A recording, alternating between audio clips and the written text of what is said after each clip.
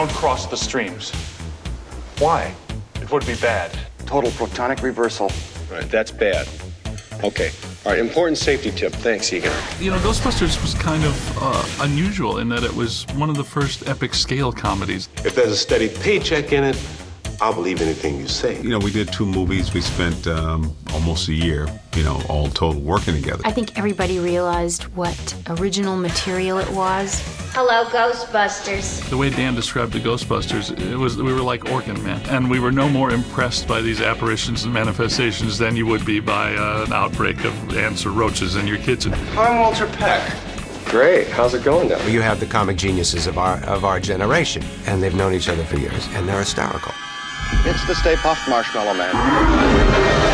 When we look back at our library and we think of what has, you know, premium value and what the fans love, and it's always been in our minds Ghostbusters. The wonderful thing about the movies is they hold up after all this time. But now we're in a different place. Gaming has been moved to a whole other dimension, and it gives the fans something that they've been waiting for. In film, it's kind of tough to break that fourth wall and turn to the audience and say, come with me. Now, the audience and the player are one. The game format enables us to actually include the Ghostbusters viewing audience.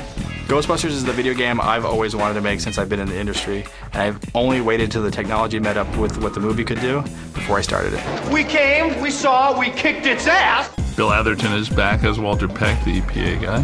Annie Potts is back as Janine, and then all the Ghostbusters is Ernie Hudson, Danny, me, and Bill Murray. Having Dan Akroyd makes the game. Having Bill Murray, having, you know, Harold Ramis and Ernie Hudson, that makes the game. I mean, you have to have Janine answering the phone at Ghostbusters headquarters. I mean, you can't have someone else do that. Ghostbusters, what do you want? My character has, it feels like, as we record the dialogue, that my character has a lot of instructions.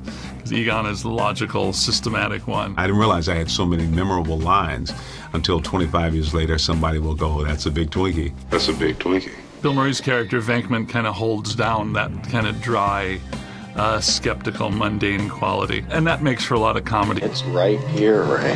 It's looking at me. He's an ugly little spud, isn't he? I think he can hear you, Ray. If there was a movie script as long as a game script, the film would be like all the Lord of the Rings films strung together. It's about 1,000 pages because you have to cover all these alternatives. When I first heard about it, I thought, okay, well, you know, maybe it will be different, but all the characters really ring true. It looks more like the sequel than a game. It tells the third story. You know, I watched the first 2 movies in preparation for it, and harken back to that enthusiasm that I had when I first wrote it. When he announced that, you know, he and Harold would actually love to write the script, that you're like, because you're worried, you know, can we pull off the comedy of those first 2 films? Well, now we have the script writers from those films. This chapter of Ghostbusters takes place in 1991, 2 years after Ghostbusters 2, because they wanted enough time to pass where things can settle down from the last movie. Always wanted a marine component to the Ghostbusters, so in the game there might be structures in and around the river outside Manhattan Island. Without giving too much away, certainly has that. Well, for the story of the game, they have the great device of this mandala with nodes that represent different focal points of turbulence in the city. We're paying the Ghostbusters very well through these city contracts. That's the way it works now, yeah. Like the sanitation department, the police department, the fire department. It was always to be such, you know, that Ghostbusters were to be an essential sanitation arm of living in urban life. The city had taken out a insurance policy against the Ghostbusters, so everything's billed to the city directly. But with all this destruction they're doing around town, the bills are getting quite enormous. So the mayor hires Peck as a paranormal oversight committee. So he's there to check the books to make sure the Ghostbusters are doing everything properly. And every time you destroy something in the game, he's going to be in your face. I've never done a game, so it was all new. I am Walter Peck, sir, and I'm prepared to make a full report. These men are consummate snowball artists. It's hard to get rid of old Peck.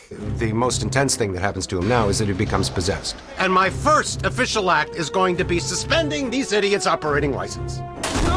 Yeah, they needed a average-looking Joe Blow off the street to play the rookie character, and I successfully campaigned for that spot.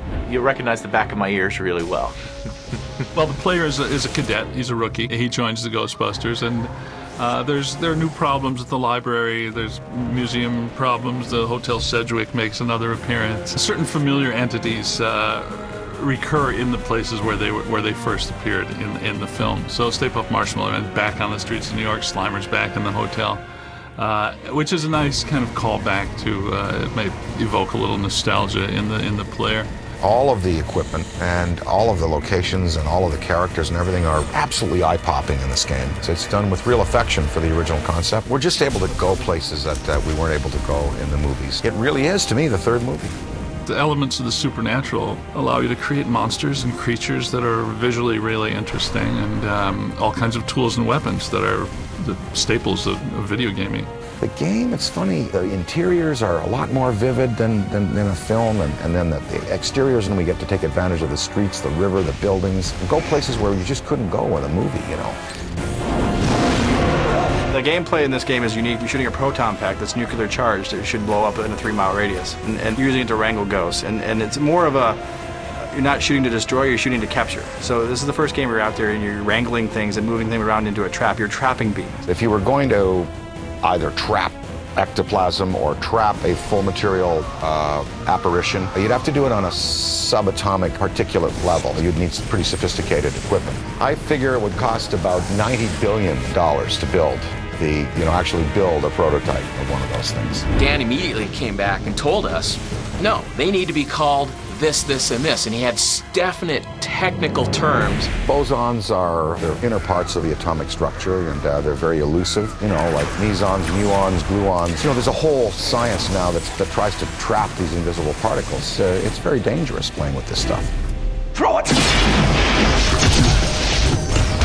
I did that, that's my fault. It's okay, the table broke the fall. Composite particle system is similar to a distillery in the field of making corn liquor. What you're doing is you're doing an original collision, and then you're basically forcing it back through a filter, but it forces them back through where they've already been, and then out through your wand. Yeah. Again, very expensive equipment.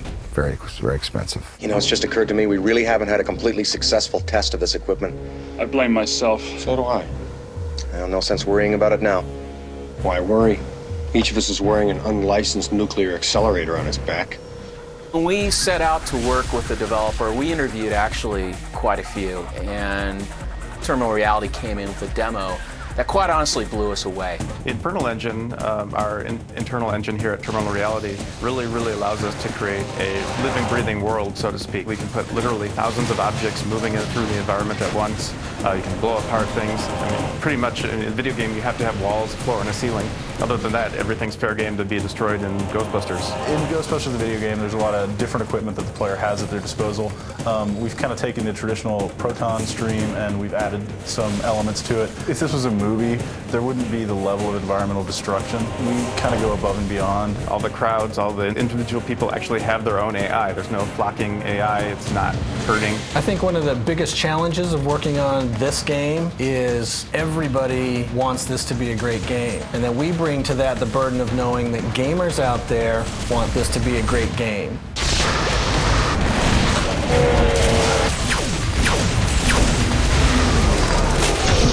One of the nice things about our engine is the way it handles physics.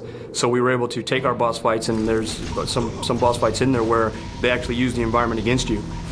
This looks solid, this looks solid, this all looks solid, everything looks solid around us, but it's not solid at all. It's a seething mass of atoms. You've got your nucleus and protons and electrons, and you've got your paths around the nucleus, and then what's in between those paths and the nucleus, but space, matter, the same dark space that's out in the universe that we see, between the stars. And antimatter is a large part of what was created at the Big Bang. And in Ghostbusters, we were able to use that and put it into the positive world in the service of, cleaning out pesky spirits and stuff.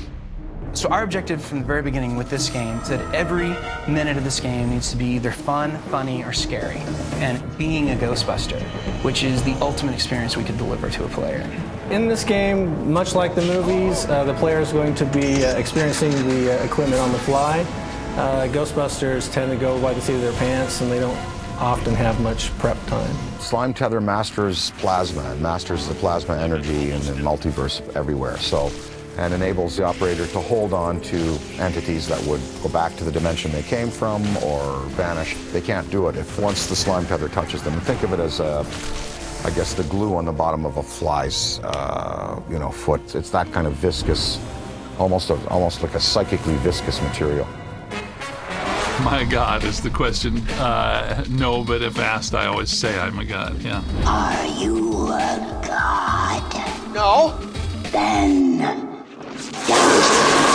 we've actually managed to surprise most people at the end. There is a twist ending where people are actually taken aback. I do feel the fans have been looking for something else, ever since we did the second one. We felt like of all the movies that we have, this definitely is a video game. It's a special moment for all the Ghostbusters fans that have been wanting another storyline for Ghostbusters for 20 years, and to get the talent back together, to get the band back together, to get Sony willing to say yes. It's a perfect storm with the right engine, right license, and right talent. Get her!